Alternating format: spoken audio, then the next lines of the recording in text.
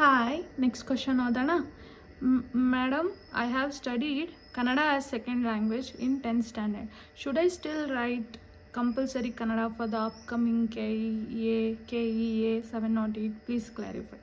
ಇಲ್ಲ ಕನ್ನಡ ನೀವು ನಿಮ್ಮ ಸ್ಕೂಲಲ್ಲಿ ಸೆಕೆಂಡ್ ಲ್ಯಾಂಗ್ವೇಜ್ ಅಥವಾ ಫಸ್ಟ್ ಲ್ಯಾಂಗ್ವೇಜ್ ಆಗಿ ಓದಿದರೆ ಬರೆಯೋ ಅವಶ್ಯಕತೆ ಇಲ್ಲ ಕಂಪಲ್ಸರಿ ಕನ್ನಡ.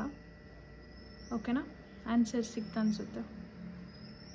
ಇನ್ನೊಂದು ಕ್ವಶನ್ಗೂ ಇದರೆಲ್ಲ ಆನ್ಸರ್ ಹೇಳ್ಬಿಡ್ತೀನಿ. ಮೇಡಮ್, VAO ಜಾಬ್ ಹೋಲ್ಡರ್ಗೆ ಶನಿವಾರ ಮತ್ತು ರವಿವಾರ 2 ದಿನ ರಜೆ ಇರುತ್ತಾ? ಪ್ಲೀಸ್ ತಿಳಿಸಿ ಮೇಡಮ್. 2 ದಿನ ಪ್ರತಿ ಶನಿವಾರ ಭಾನುವಾರ ರಜೆ ಇರಲ್ಲ.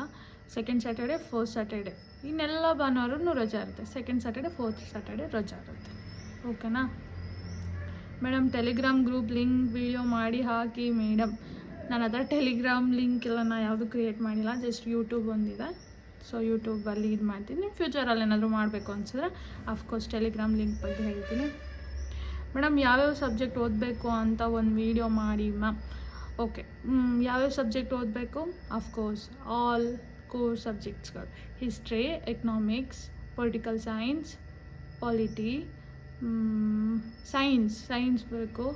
ಆಮೇಲೆ ಯಾವುದು? ಹಿಸ್ಟ್ರಿಯಲ್ಲಿ ancient, medieval, modern. Okay, art and culture, environment, geography. ಇಷ್ಟು ಸಬ್ಜೆಕ್ಟ್ ಕಂಪಲ್ಸರಿಯಾಗಿ ಓದಲೇಬೇಕು. ಯಾವ ಎಕ್ಸಾಮ್ಗಾದರೂ ಓದಲೇಬೇಕು. ಓಕೆನಾ? ಬಟ್ ಆಲ್ಮೋಸ್ಟ್ ಎಲ್ಲ ಎಕ್ಸಾಮ್ಸ್ಗೂ GK ಇದ್ದೇ ಇರುತ್ತೆ. ಬಟ್ ಕೆಲವೊಂದು ಬ್ಯಾಂಕಿಂಗ್ ಎಕ್ಸಾಮ್ಸ್ಗಳಿಗೆ GK ಇರಲ್ಲ. ಅವ್ರದ್ದೇ ಪರ್ಟಿಕ್ಯುಲರ್ ಸಿಲೆಬಸ್ ಇರುತ್ತೆ, ಅದನ್ನು ನೀವು ಓದ್ಕೊಬೋದು. ಸಬ್ಜೆಕ್ಟ್ ಇದು GK ಸಬ್ಜೆಕ್ಟ್ಗೆ. ಇನ್ನು ಪೇಪರ್ 2ಗೆ ಕನ್ನಡ, ಇಂಗ್ಲೀಷ್, ಕಂಪ್ಯೂಟರ್. ಓಕೆನಾ? Next question.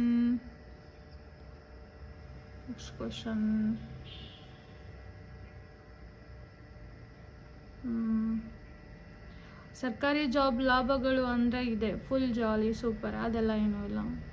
ಜಾಲಿ ಸೂಪರ್ ಎಲ್ಲ ಏನಿಲ್ಲ. ನಮಗೂ ವರ್ಕ್ ಇರುತ್ತೆ, ವರ್ಕ್ ಟೆನ್ಷನ್ ಇರುತ್ತೆ.